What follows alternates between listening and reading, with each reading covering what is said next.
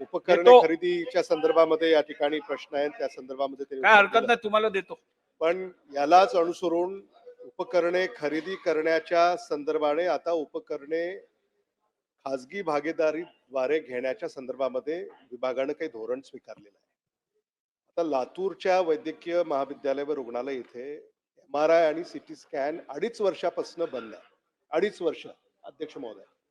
जिल्ह्याच्या ठिकाणी एखाद्या वैद्यकीय महाविद्यालय रुग्णालयामध्ये जर MRI आणि CT स्कॅन 2.5 वर्षापासून बंद असेल तर तुम्ही ती अवस्था काय असू शकते याची कल्पना सुद्धा करू शकत नाही.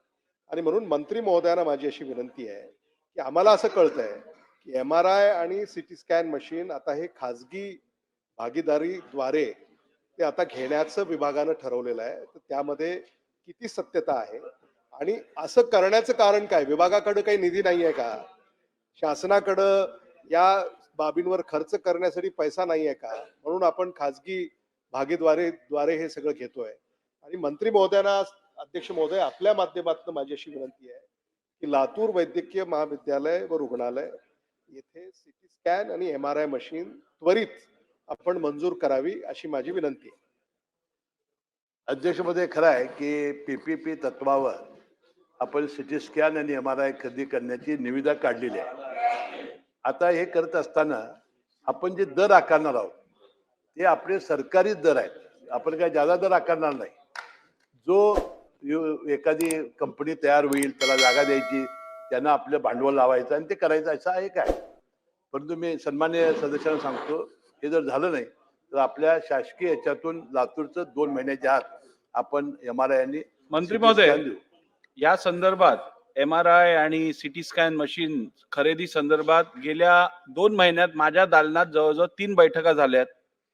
आपल्या विभागाचे मुख्य सचिव जे आहेत, अतिरिक्त मुख्य सचिव, ते पण आलेले.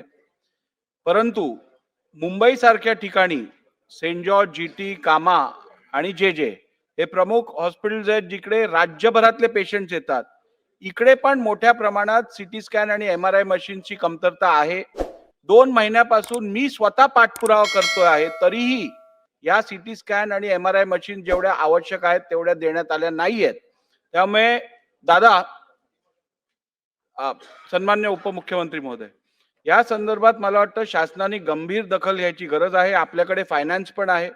DPDC मधला प्रत्येक जिल्ह्यातला निधी विशेष करून या खरेदीसाठी आपण काही आरक्षित ठेवा, अथवा प्रत्येक जिल्ह्यातल्या रुग्णालयांमध्ये CT स्कॅन आणि आपल्या MRI मशीन्स पुरवण्यासाठी विशेष निधीची उपलब्धता करून द्यावी अशी गरज आहे. त्याबद्दल आपण विचार करावा.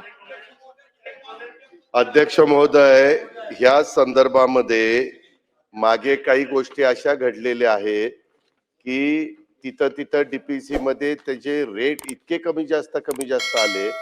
आम्ही राज्य सरकारच्याच वतीनं घेऊन द्यायला तयार आहोत, त्यामध्ये कुठली अडचण येणार नाही. बऱ्याचदा टेक्निकल माणसं त्याची त्या बाबतीमध्ये मिळत नाहीत आणि मग मशीन घेऊन तिथं तशाच धूळखात पडतात. अशा काही तक्रारी आलेल्या आहेत.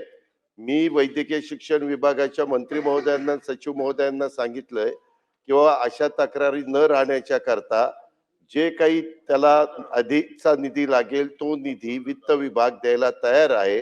परंतु हा जनतेचा आरोग्याचा महत्वाचा प्रश्न आहे. ज्यांची परिस्थिती चांगली आहे ते चांगल्या दवाखान्यात जाऊन ह्या सगळ्याचा उपचार घेऊ शकतात, परंतु सर्वसामान्य माणसाच्या दृष्टीने महत्वाचं आहे. तरी देखील आपण जी सूचना केलेली आहे तशा प्रकारे नियोजन विभागाच्या तर्फे सूचना देण्यात येतील की आम्ही जो जिल्ह्याला वार्षिक योजनेला पैसे दिलेले त्या पैशातून त्याच्या रकमा आम्ही ठरवून देऊ, साधारण चांगल्या कंपनीचे काय, आणि त्या रकमेमध्ये त्यांनी जर घ्यायचं ठरवलं तर त्याला आम्ही मान्यता देऊ.